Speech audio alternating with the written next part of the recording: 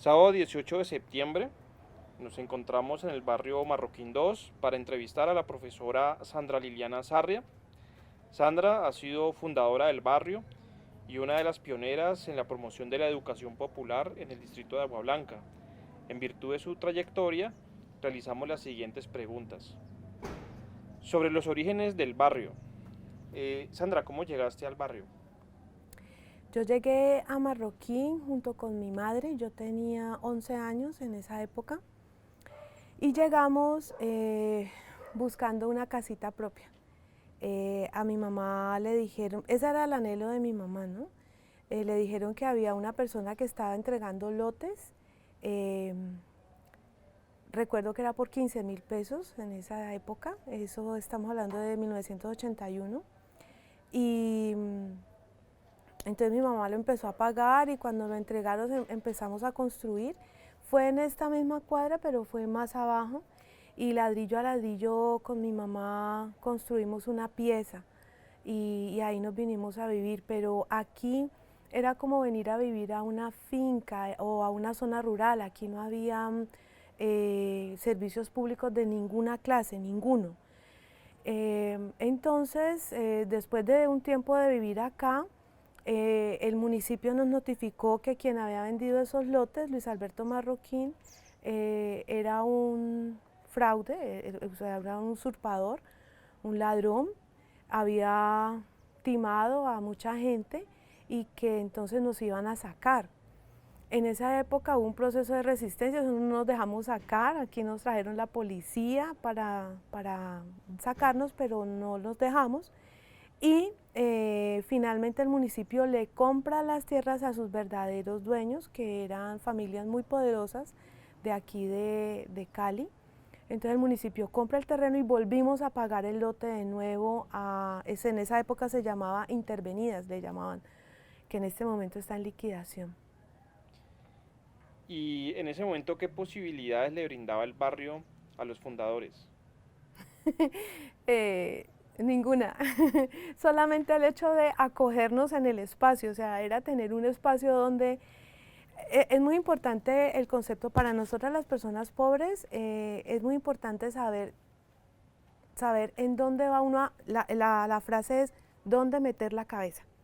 Es decir, mi mamá decía, mire, es preferible tener un sitio, porque en el sitio, cualquiera que sea, si sea una cueva, es muy importante que usted se toma su agua panela, pero se la toma tranquila, se la toma sin que nadie lo presione, ni nadie pueda intentar sacarte de allí o te mantengas en humillación. Entonces, tener el sitio propio, el lugar propio, como sea, es muy importante. ¿Cómo era el barrio en ese tiempo en comparación a lo que es ahora? Mm, En ese tiempo, como te digo, infraestructura de servicios públicos no había carreteras, nada, o sea, todo era, haga de cuenta, ir a un pueblo, ir a zona rural, ni siquiera ir a la cabecera de un corregimiento, ni siquiera, era ir eh, a un campo abierto. Esto eran sembrados de millo. Hoy en día, y entonces eso hace, o sea, por no tener ningún servicio público, eso hace que a ver, que lo más importante que se vive allí son las relaciones con los vecinos. ¿Por qué? Porque los vecinos nos ayudamos, ¿sí? En las necesidades. Ahora que hay servicios públicos, tenemos esas necesidades cubiertas, pero hay más individualismo, ¿sí? Esa es como la comparación que creo que habría que hacer. En esa época no había luz, no había agua, no había alcantarillado, no había carreteras, y lo único que entraba aquí de transporte era una chiva, la chiva que salía a las 5 de la mañana. Entonces era lo único, de resto tocaba ir a pie hasta Andrés Sanín, hasta en esa época eran los buses azul plateada, el control de la azul plateada en Andrés Sanín, tocaba salir a pie todos los días a las 5 de la mañana. No se me olvida jamás que se demora uno más o menos una hora de aquí de este punto de esta cuadra hasta Andrés Sanín caminando, se demoró una hora. Eso jamás se me olvidará porque lo hice mucho tiempo. Y en esos primeros años del barrio, ¿cómo era la educación? Mira, en los primeros años, pues obviamente, pues si no había ni agua, ni luz, ni nada de esa cosa, pues mucho menos colegio, ¿no? Pero luego empezaron a llegar, claro, porque esto se pobló de mucha población infantil, eran familias que llegaban con 4, el promedio eran 4 o 5 hijos, más o menos. Entonces empezaron a llegar personas que en principio se presentaban como personas que por su bondad venían a fundar un colegio, pero resultaba después que eran esto de cobrar la pensión y de devolver al muchachito si no pagaba la pensión, ese tipo de cosas ocurrió. Cuando yo tenía 15 años, que yo ya estaba a punto de finalizar mi bachillerato, yo empecé a trabajar como docente porque a una persona le pareció que yo tenía como las capacidades para manejar niños más pequeños, ¿no? Y me contrató, yo teniendo 15 años me contrató en un colegio que se hacía en una casa, en un cuarto, acá al fondo, llegando a la 103 en esa esquina. Y esa señora lo que hacía era recoger la pensión que le pagaban todos los vecinos de por acá y nos tenía a mí y a otra muchacha respondiendo por todo lo del colegio, pero no nos pagaba. Entonces, un buen día yo le reclamé, se armó la grande, llegó ya la Secretaría de Educación y entonces intentaron pues ya hacer algo más oficial. Pero digamos que ese tipo de concepto de colegio fue lo que primero llegó aquí. Fue un concepto de un negocio particular o negocio familiar, ¿no? ¿Y habían otras formas? ¿Cómo se educaba a la gente en No, ese no había tiempo? más, no había más, esa es la verdad.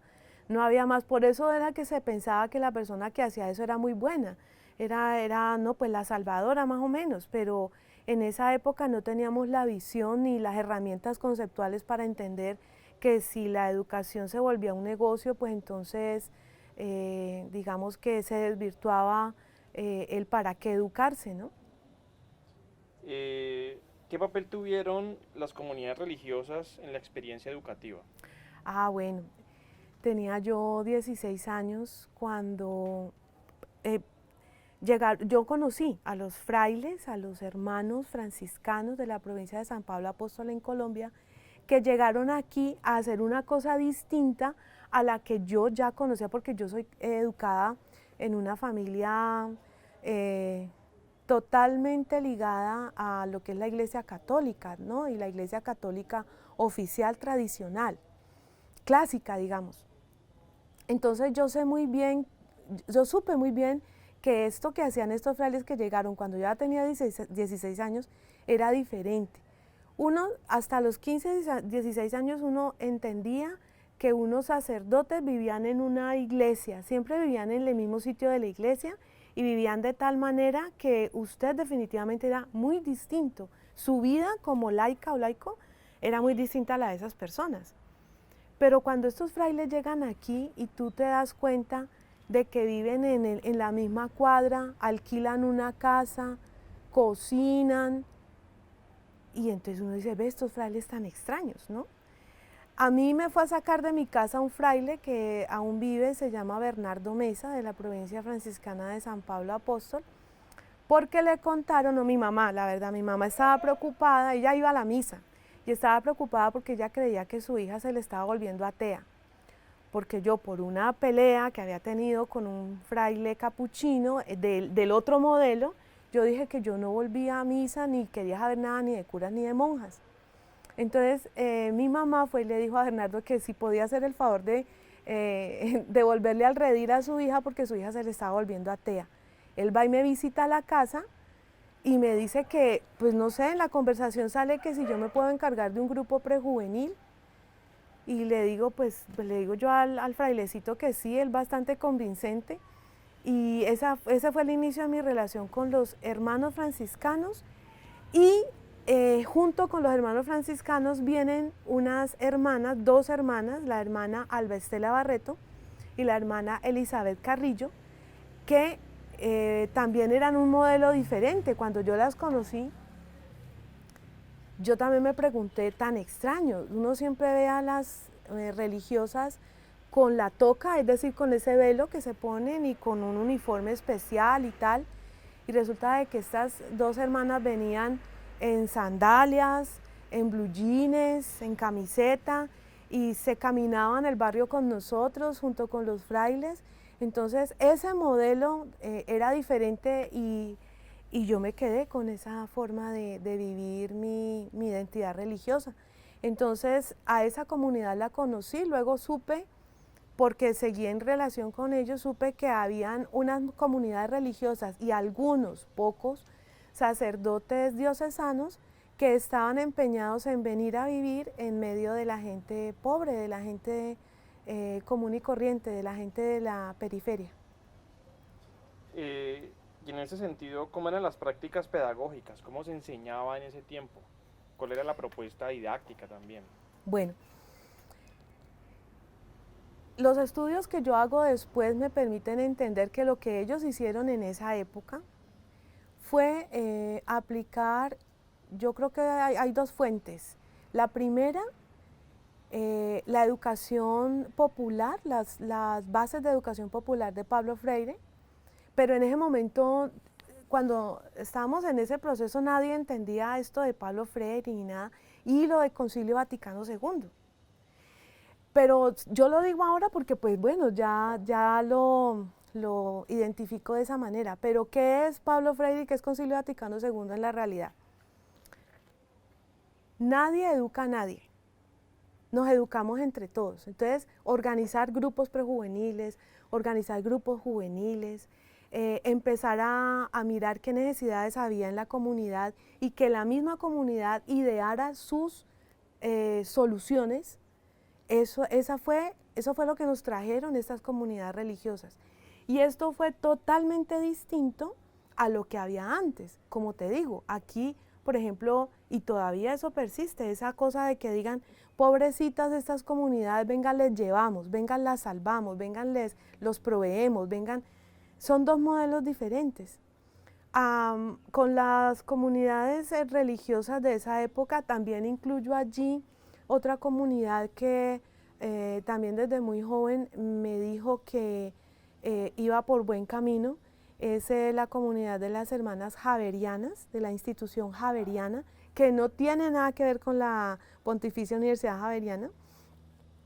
Y estas hermanas habían organizado una entidad que se llamó Centro Cultural Popular Meléndez, que ahora se llama Casa Cultural Tejiendo Sororidades. Y también, o sea, nos fuimos haciendo como una red popular, totalmente popular, que nos decía que las cosas eran distintas, que usted no tenía por qué andar esperando que vinieran a salvarle y vinieran a solucionarle sus problemas, sino que la comunidad misma iba buscando las soluciones a sus problemas. Pedagógicamente hablando, fue la relación humana la que nos salvó. Yo hablo de salvarnos en el sentido de que aquí hubo mucha gente que perdió la esperanza, hubo mucha gente que, pues digamos, buscó salidas individuales. A nosotros nos hizo muy felices en esa época buscar salidas colectivas. ¿De qué hablo yo? Yo hablo del grupo juvenil Nuevo Amanecer, del cual todavía seguimos siendo amigas y amigos y todavía nos comunicamos. Te hablo del colectivo juvenil popular, que fue una de las primeras manifestaciones de, digamos, indignación frente a la situación que nosotros vivíamos acá como jóvenes en el distrito de Agua Blanca. Y la propuesta pedagógica era encontrarnos, reunirnos y planear entre nosotros. Por ejemplo, al colectivo juvenil popular le pasó una cosa triste, y es que cuando ya habíamos alcanzado una organización fuerte, se infiltraron allí personas que tenían una relación o con la FARC o con el ELN. Entonces, las personas más vulnerables allí recibimos amenazas, nos estigmatizaron, y esto se disolvió. y es mucho de lo que sigue pasando, ¿no? Entonces, la comunidad se organiza y una comunidad organizada se vuelve como un desafío, se vuelve algo peligroso, entre comillas, para el establecimiento y entonces tienen que hacer algo para acabar con ello. ¿Tú encuentras una relación entre la falta de educación y la violencia? Sí, total. La educación lo que hace es abrir la mente de las personas para encontrar salidas, ¿sí? La violencia es una sola salida y, digamos, es una salida inmediata, es una salida que tiene todo que ver con el hecho de quién detenta el poder, ¿sí? Entonces, la salida violenta a veces incluso es la única manera que tienen algunas personas de decir tengo poder, ¿sí? La educación le abre a uno la cabeza para encontrar otras formas de poder que generan mucho más bienestar. Pero el asunto con la educación es que es un asunto a largo plazo. No es, el proceso educativo no da resultados inmediatos, son procesos que se dan. En estos momentos cuando la educación es tan amenazada y hay digamos como tantas limitaciones que se le impone a la praxis educativa, eh, ¿tú consideras que estas experiencias siguen siendo vigentes para jóvenes de barrios populares? Sí, no solamente vigentes, sino que yo creo que son necesarias. Es necesario seguir haciendo propuestas alternativas. Necesitamos urgentemente cambiar la mentalidad, el modelo. Necesitamos cambiar el modelo del que sabe, o sea, que haya una sola persona que sabe, cambiarlo por el conocimiento que se construye entre todos.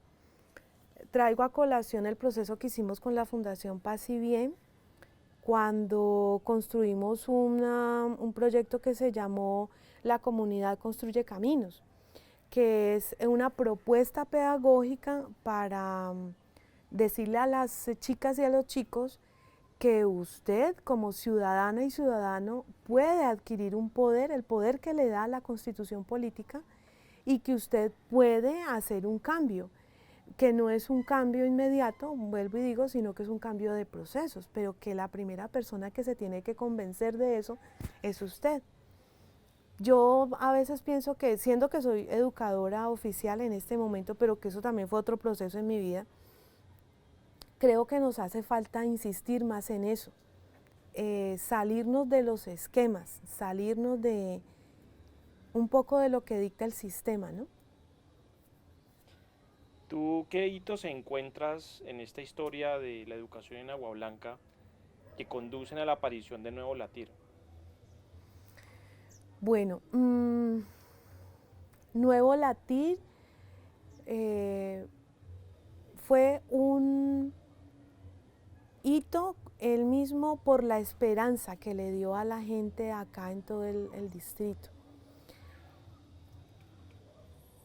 Los antecedentes de Nuevo Latir están totalmente relacionados con propuestas que se hacían desde aquí de Agua Blanca. Por ejemplo, hubo un proyecto que se llamó el Plan Pastoral para Agua Blanca, pero fue un proyecto desde las parroquias, desde las iglesias. Se juntaron, éramos 10, primero éramos 10, luego 13, donde hicimos un trabajo en el cual nos ayudó CINEP, y con la misma gente empezamos a mirar cuáles eran las prioridades que teníamos que atender en los proyectos pastorales de cada parroquia. Y siempre la gente decía, necesitamos educación, necesitamos educación. Necesitamos atender las necesidades de niñas, niños, adolescentes y mujeres. Esos eran ese era como el eje. Y necesitamos que haya alguien, alguna entidad que atienda la situación de derechos humanos. Entonces, eran 10, en este momento saco a colaciones, había una que era se llamaba tenía que ver con la interculturalidad.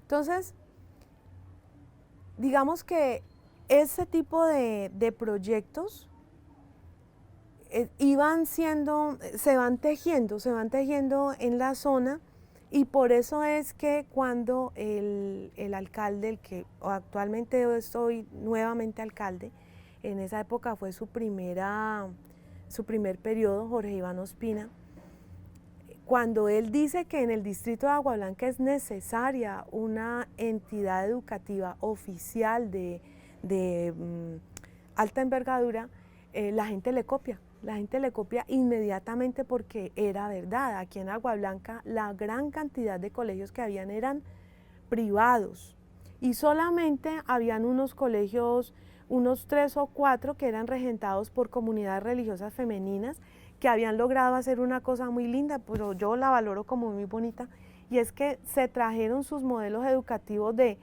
Pance, de Valle de Lili, de todos los colegios así pues muy prestantes, a trabajar aquí la educación, y lo hicieron de manera gratuita. Eso fue también espectacular. Yo recuerdo a Reina, recuerdo a la hermana Julia, es decir, cantidades de comunidades religiosas que insistían en que aquí era necesaria la educación gratuita e inclusiva. Entonces, cuando el alcalde pone el Nuevo Latir como la primera mega obra, pues todo el mundo le copia. O bueno, perdón, no todo el mundo copió, excusen. Le copia a la gente de Agua Blanca, que sabe que la necesidad es esa. Entonces, Nuevo Latir era necesaria, muy necesaria.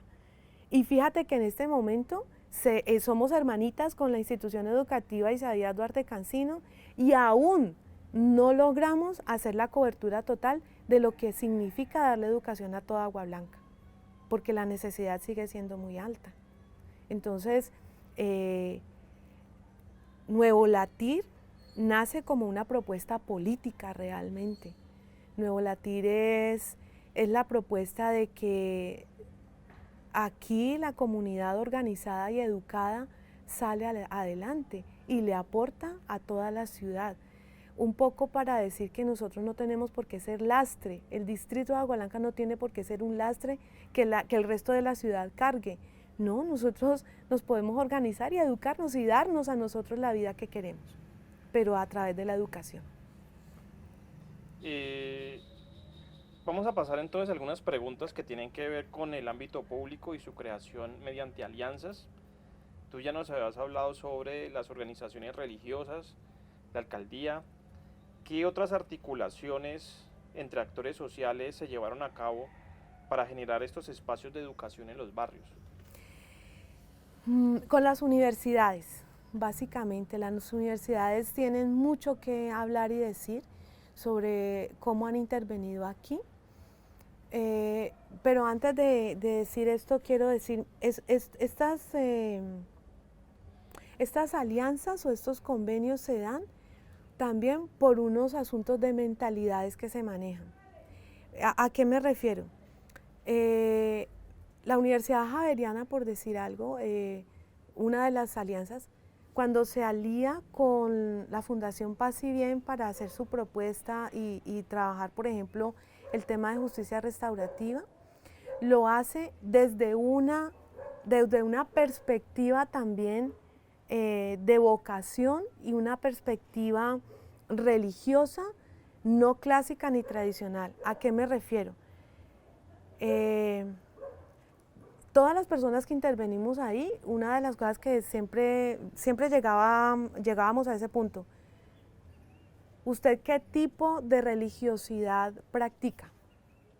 Entonces la Universidad Javeriana, quienes hicieron esa alianza con la hermana Albestela, Fray Luis Patiño, que pues fue el gestor de esto del plan pastoral y todo eso, tenían una visión religiosa que no tenía que ver con lo que a veces se dice de que hay que sufrir en esta vida, en el presente, para tener el reino de Dios cuando uno se muera.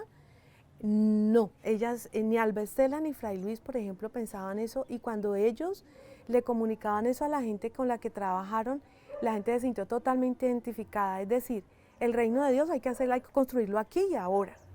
Entonces, cuando llega a la Universidad Javeriana, cuando llega a la Universidad del Valle, la Facultad de Economía hizo un trabajo muy chévere aquí en Marroquín, con algunas funcionarias y funcionarios de bienestar familiar, también fue muy chévere porque bienestar familiar al principio tuvo una visión, o sea, se tuvo en la comunidad una visión muy positiva de bienestar familiar. ¿Saben por qué?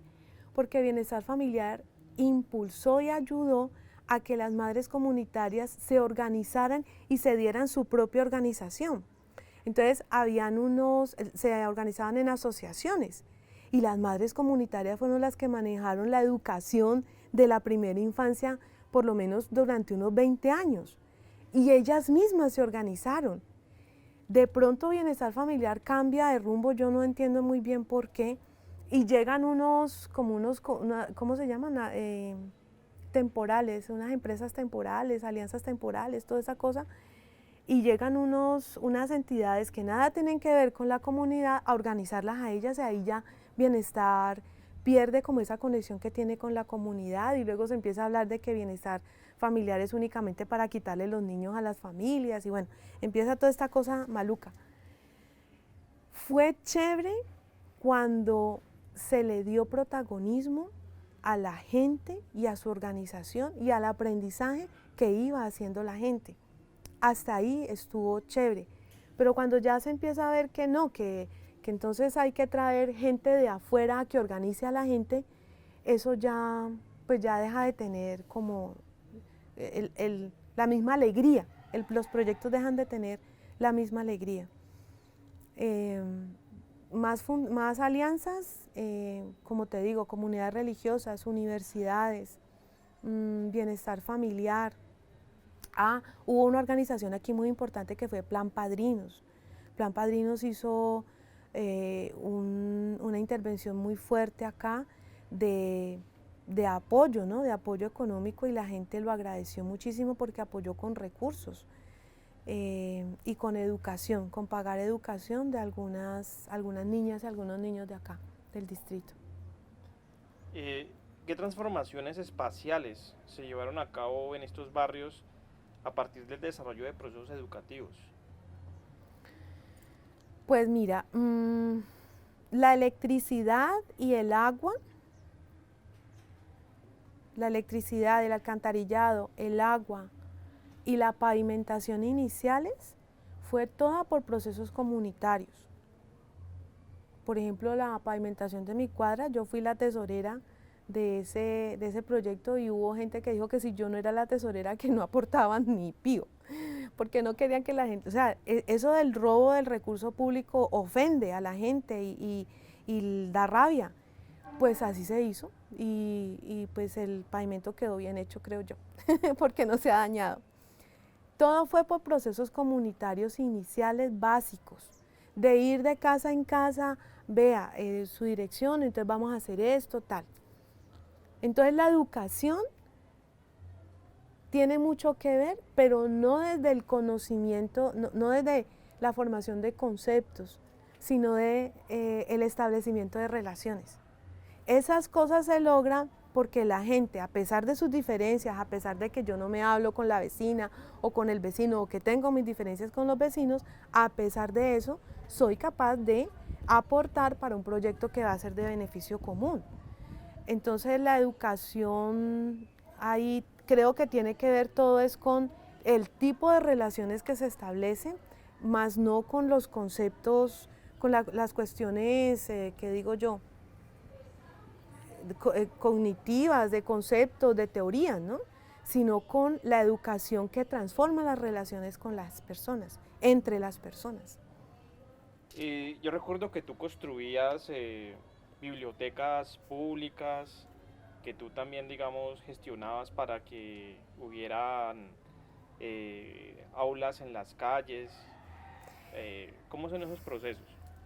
Bueno, con la hermana Albestela Barreto y Fray Luis Patiño fue que empezamos la idea del Colegio Semilla de Mostaza, que fue el primer colegio de educación popular que hubo aquí en Marroquín.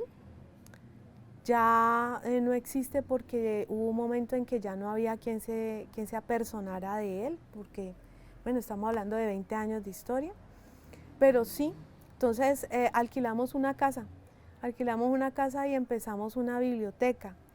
La biblioteca de Semilla de Mostaza la alimentó Fray Luis Patiño con sus textos, Alba Estela, y nosotros recogíamos libros para poder brindar. En principio se pensaba que la biblioteca iba a prestar servicio a las mismas personas del Colegio Semilla de Mostaza, o sea, adultas y adultos. Pero vimos que al abrir esas bibliotecas venían niñas y niños, y luego venían personas que querían enseñar a tocar guitarra, como que ahí confluían gente que donaba su voluntad y su tiempo. Hoy en día esa biblioteca todavía existe, se llama Amauta. Tuvo que salir de ahí pues porque es una cuestión a la que hay que dedicarle plata. Hace poco falleció por COVID una amiga que me entregó mucho a esa biblioteca, María Fénix Marín, y la biblioteca sigue, ¿no? Sigue en manos de jóvenes, y sí, es la voluntad de mucha gente que se junta y que va juntando voluntades y va haciendo un camino. Pues yo que soy creyente digo que haciéndole caso al Espíritu. El Espíritu sopla a veces donde uno no cree que sople, pero uno va siguiendo el camino, ¿no? Y esas experiencias, ¿qué impacto tuvieron en la educación de jóvenes que participan o participaban en el conflicto juvenil violento? Son impactos muy fuertes porque hubo cambios de proyectos de vida, fueron muy fuertes. Yo tengo todavía relación con estudiantes del Colegio Semilla de Mostaza que aún me llaman y me cuentan de sus vidas. Personas que estaban inmersas en el conflicto. En esa época, hace 10, 15 años, el conflicto era entre pandillas, ¿no? Que es un conflicto distinto al de ahora. Ahora los conflictos son entre distribuidores de vicio y toda esta cosa. Pero lo de las pandillas se transformaron vidas. Yo aquí recuerdo a una chica que se llama Jenny Murillo. En ese momento ella ya es administradora de empresas y yo recuerdo que el pronóstico con Jenny era un poco difícil, dicho por ella misma. Y hoy en día cuando conversamos ella me dice, jamás pensé que yo iba a poder ser profesional, y lo logró. Pasó por Semilla de Mostaza, pero también pasó por el proceso de Francisco Esperanza, pasó por manos de lo que hicieron las mujeres de Semilla de Mostaza. Entonces ese caso es clásico. También tengo un caso que fue muy triste, que fue un muchacho que ya estaba al otro lado, que fue Adrián Latorre, un muchacho que estaba al otro lado, y cuando ya estaba de alguna manera para nosotros como curado, salvado, bueno, no sé cómo decirlo, nos lo matan. Nos lo matan porque hay personas, o sea, tenemos una situación en este país en el que hay personas que no quieren superar y no quieren, por voluntad, no quieren superar el conflicto, lo malo, la historia mala que tengamos. Tienen la oportunidad, la tienen al frente, pero no la aceptan. Y en ese sentido, ¿cómo fue el proceso con adultos mayores? Porque entiendo que también tú hacías procesos para alfabetizar adultos mayores. Sí, siempre las alfabetizaciones tenían que ver todo con la parroquia, porque yo siempre he estado vinculada a procesos como persona creyente, como mujer creyente. Y una cosa que ayudó mucho fue tener claro el método. Fray Luis Patiño tenía una frase que yo siempre la llevo en el corazón, y es: el método se va volviendo contenido. ¿Qué quiere decir con eso? Lo importante en los procesos de formación no es que a ti te enseñen qué es la Constitución. lo importante en los procesos de formación es cómo tú aprendes con otros qué es la Constitución. Entonces la metodología se va volviendo lo más importante. Cuando el método se vuelve más importante, la gente aprende mucho más y mucho mejor, con mucha más alegría. Los adultos, hay gente, tenemos casos en este momento de gente adulta que quiere quiere estudiar, y entonces dicen, es que yo ni siquiera he entrado a la escuela, yo no he hecho quinto de primaria, pero yo ya tengo un negocio, o yo ya saqué adelante 3 hijos. O sea, usted lo que necesita es que le certifiquen que usted es una berraca, que usted sacó adelante la vida, que usted sobrevivió y que usted es una persona que le aporta incluso a su familia. Usted lo que necesita es que le certifiquen eso. Y la educación popular hace eso, decirle a los adultos y a las adultas que ellos saben, que no es que aquí llegamos en ceros, o que a la escuela se llegue en ceros, o a los procesos se llegue en ceros, no. Todas las personas tenemos un saber. Pasando a las preguntas que tienen que ver con la percepción de la etnicidad, queremos preguntarte qué valor se le da a las identidades étnicas en los procesos educativos. Pues mira, la verdad es que yo creo que las identidades étnicas en este momento se están haciendo notar más de lo que se hacían notar hace 20 años. Muchos de los procesos comunitarios los adelantaron personas mestizas que llevaban en su cabeza lo que hoy nosotros ya reconocemos como ideas coloniales de la educación. Hoy en día, con la fuerza que ha tomado la educación multicultural y con el reconocimiento verdadero que se está haciendo de que efectivamente nosotros somos afro, que en nuestra sangre, por nuestra sangre, corre sangre afro y sangre indígena, entonces eso ha mejorado mucho. Fuimos muy coloniales en muchas cosas en el pasado y tuvimos que aprender con las comunidades afro y con las comunidades indígenas a hacer procesos comunitarios mucho más identitarios en términos de cultura. A ver, un ejemplo. Andar creyendo que a toda hora la persona afro se destacaba por la cuestión deportiva o por la cuestión de la fiesta y que no era posible que aportara en otros ámbitos. Eso lo manejamos muchas veces. Muchas veces nos equivocamos en eso de decir, ah, no, es que escojamos a esta chica porque ella es buena para el deporte, pero ni siquiera pensarnos en que podía ser una buena maestra.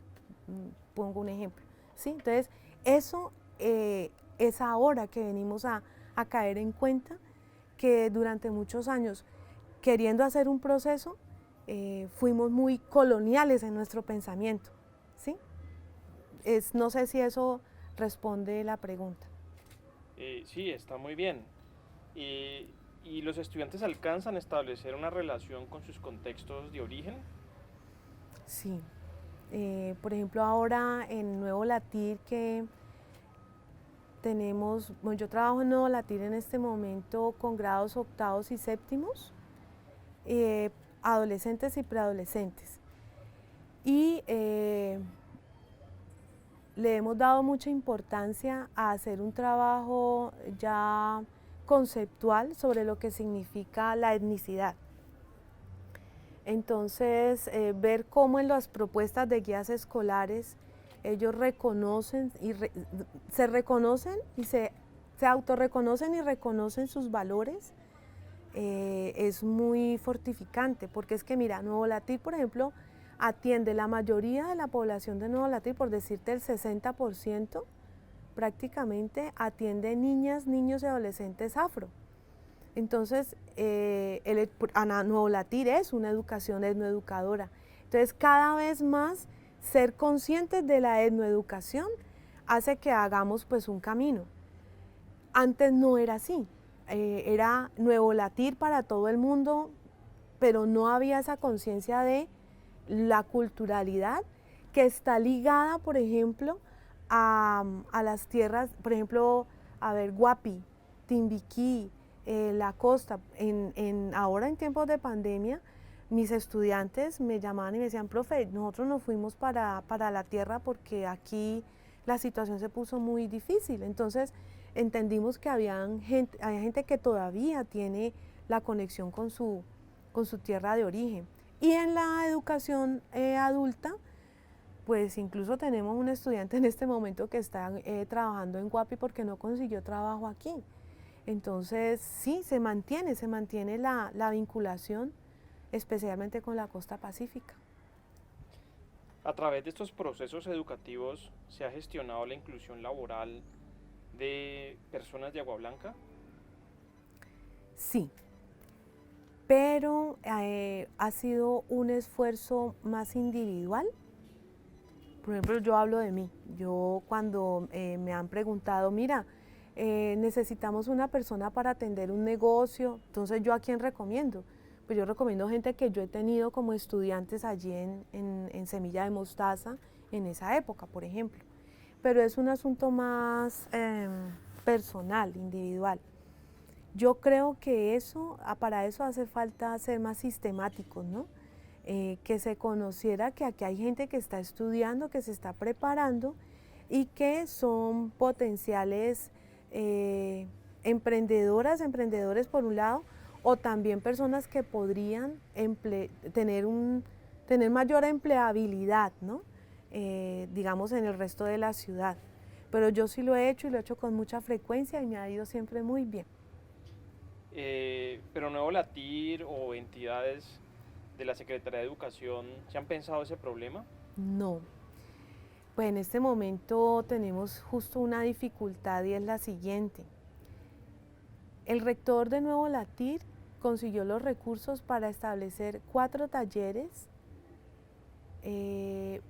para educación técnica, para que los estudiantes que están en la nocturna, pero también los de la diurna, hagan 4 carreras técnicas más, es decir, para que salgan como bachilleres ya preparados en lo laboral también, que tengan una carrera técnica.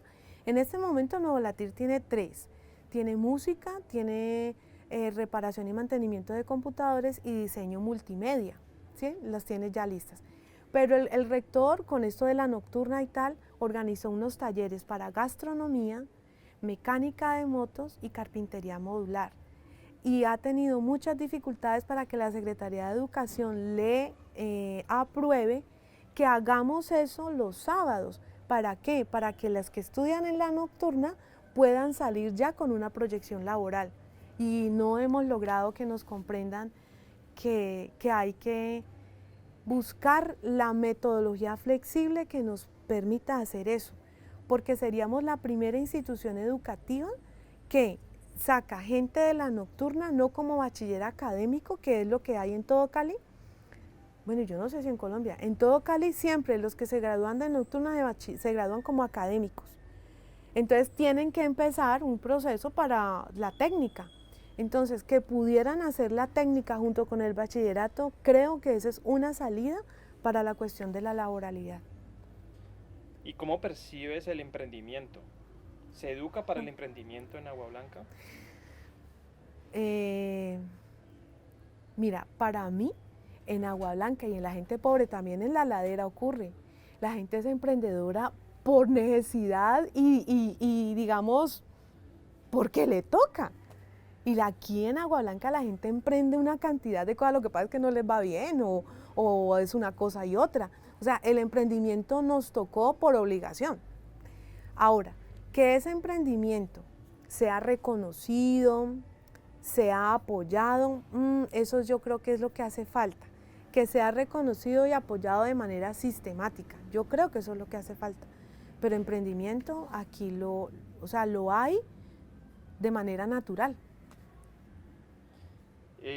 Voy a preguntarte sobre la educación en torno al conflicto armado y el posconflicto. ¿Qué se enseña en las aulas sobre el conflicto armado? Existe una cátedra de paz, ¿no? Y ya está mandada por ley. El asunto es que aquí en Colombia solemos equivocarnos mucho en ello. Solemos pensar que las cosas se dan por decreto y eso no existe, eso no es verdad. Necesitamos, por ejemplo, en las aulas más tiempo para hacer ese tipo de procesos y que, por ejemplo, se recuerde qué fue lo que se firmó en el acuerdo que acabamos de hacer de dejación de armas con las FARC. Yo te digo que sí, yo te diría que sí, pero sería mi posición personal. Yo dudo mucho que haya una sistematicidad en ello.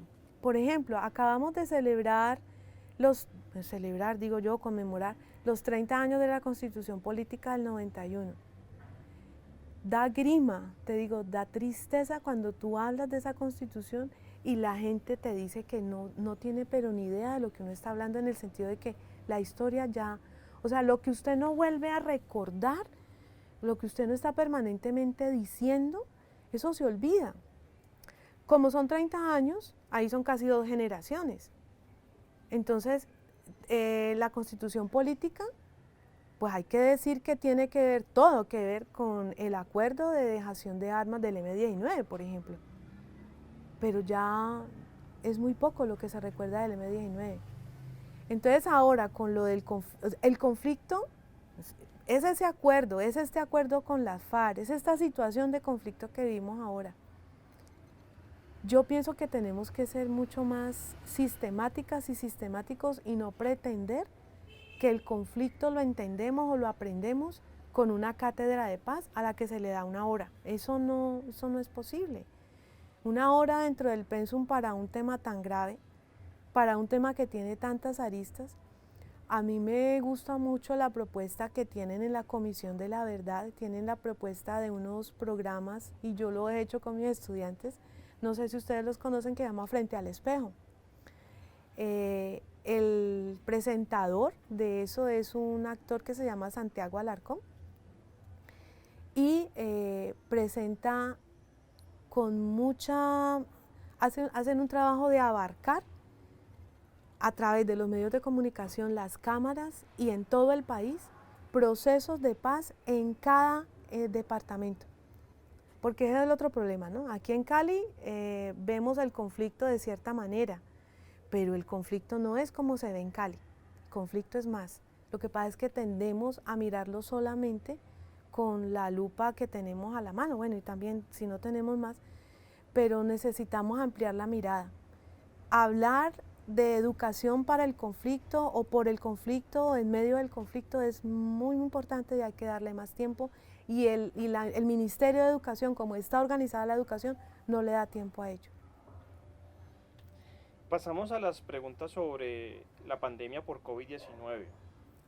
¿Cómo ha afectado la pandemia a la educación en Agua Blanca? De manera violenta, de manera agresiva. Han pasado varias cosas.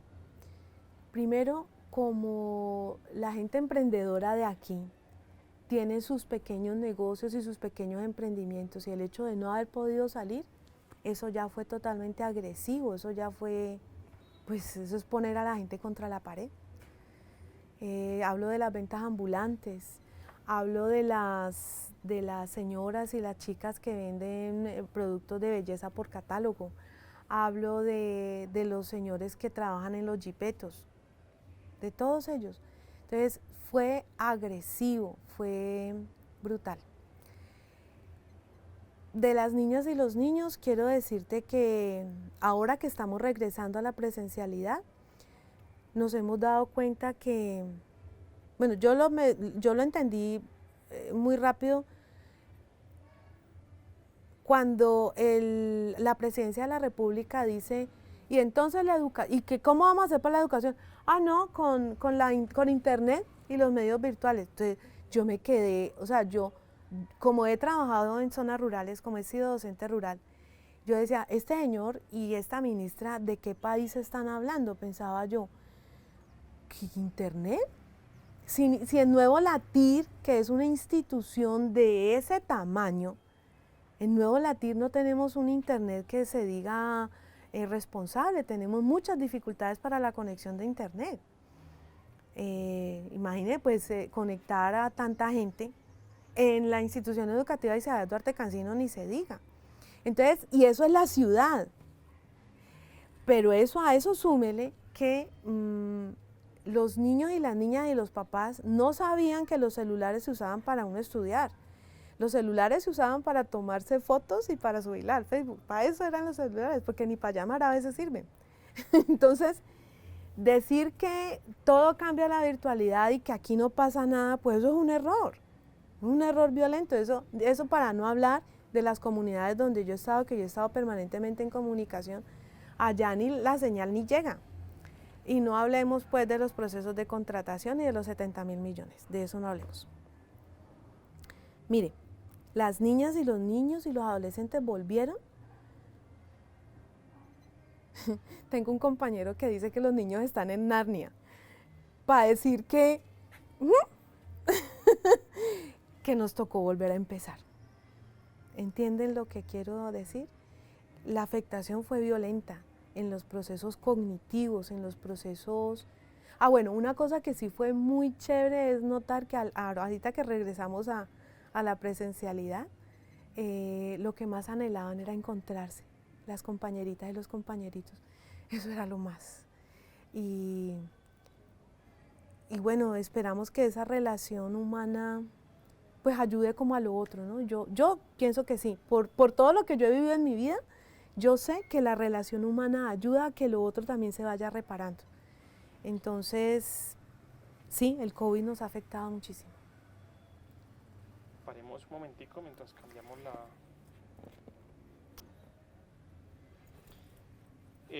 bueno, Sandra, estamos viviendo un momento histórico en el país. Se nos relaciona la firma de los acuerdos con la guerrilla de las FARC. Estamos viviendo la pandemia por el COVID-19, aún estamos en ella, y nos llega el paro nacional. O sea, casi que son como cosas que están como muy conectadas.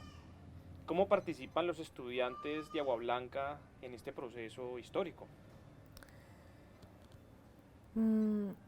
Creo que en principio tendría que decir que mis estudiantes, por ejemplo, mis niñas y mis niños, cuando se presentaron las primeras acciones violentas, mis niños me escribían o me llamaban asustados, muy asustados, y preguntándome qué era lo que estaba pasando porque no entendían.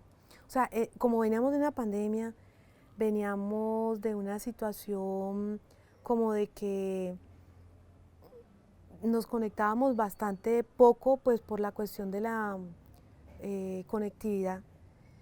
El miedo que les dio de los saqueos y las cosas violentas hizo que recurrieran a sus maestras y maestros a preguntar qué está pasando, explíqueme.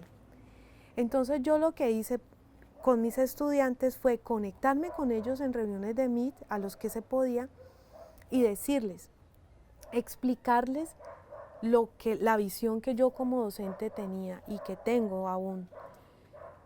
Cuando tú dices, estamos en pandemia, paro nacional, acuerdos con la FARC, ese revuelto, nosotros somos un país de revueltos. Y en ese paro nacional, por ejemplo, nosotros no podemos, le explicaba yo a ellos, nosotros no podemos decir que esto es químicamente puro, es decir, aquí hay un revuelto de todo. Entonces tuve que explicarles que hay mucha gente con diferentes intereses metidos en el mismo asunto. El paro nacional se pareció mucho al COVID, que es un círculo con muchas aristas y muchas puntas. Entonces, decirles, por ejemplo, que yo como docente, yo nunca espero de mis estudiantes que se comprometan en procesos agresivos y violentos. Siempre les decía, por favor, no se vayan a meter en esos asuntos y si están cerca de las ventanas, cúbranse, porque lo de los tiroteos aquí fue orden del día. Cúbranse, no queremos víctimas. Eso a mis adolescentes, los más chiquitas y chiquitos. Para las adultas y los adultos lo que yo hice fue permanentemente seguir conectada, también en términos de explicar y poder hablar de lo que estaba pasando. Porque a los adultos les ocurrió es que empezaron a a comerse el cuento o a, ¿cómo se dice? A creer lo que muchas veces dicen los medios de comunicación, que no es, a mí me parece que es sesgado. ¿En qué sentido? No, es que el paro se volvió violento, pero es que no, ¿cómo no iban a reconocer las marchas pacíficas que hubo? ¿Cómo? Yo no entiendo. O sea, eran mares de gente marchando, exigiendo. Y para mí era necesario explicar la fuente de la indignación. Yo por ahí tengo todavía un esquema que yo les hacía, yo no manejo mucho medios virtuales, entonces yo cogía en un cuaderno y les mostraba por la cámara, dice, mire, ¿a ustedes les parece justo la manera como la justicia opera en Colombia? Bueno, una redundancia, la justicia, pues que no. ¿Eso genera rabia? ¿Eso genera indignación? Pues que sí. ¿A ustedes les parece justo la forma como nos tratan en el sentido de esta pandemia, hacer una reforma tributaria que viene todo el mundo diciéndole no la hagas, hasta la gente más prestante, no la haga, no la presente? ¿A usted le parece eso justo? Pues que no. Entonces, mis reflexiones giraron en torno a la justicia. Entonces, la participación de los estudiantes fue andar pidiendo luces, andar pidiendo orientaciones. Yo lo hice, yo sé que de algunos compañeros míos también lo hicieron, pero digamos que creo que todavía falta mucha claridad. El paro fue un estallido social, yo lo reconozco así, donde confluyeron muchísimas cosas. Es que de ninguna manera, como te digo, se puede decir que es químicamente puro. Y entonces en ese sentido usted tiene que empezar a mirar con lupa y empezar a hacer como una disección. ¿Qué pasó allí? Y rescatar el hecho de que la gente sí protestó, que los jóvenes se hicieron notar. Recuerde que yo le comenté que el colectivo Juvenil Popular hace 20 y tantos años fue un intento y nos segregaron, ¿sí? Nos diluyeron. Esta vez no pudieron. Los jóvenes se organizaron y creo que incluso lo que han ganado para ellos es totalmente legítimo, porque estamos en un estado que se había olvidado de la juventud. Muchas gracias, Sandra. Ha sido una gran entrevista.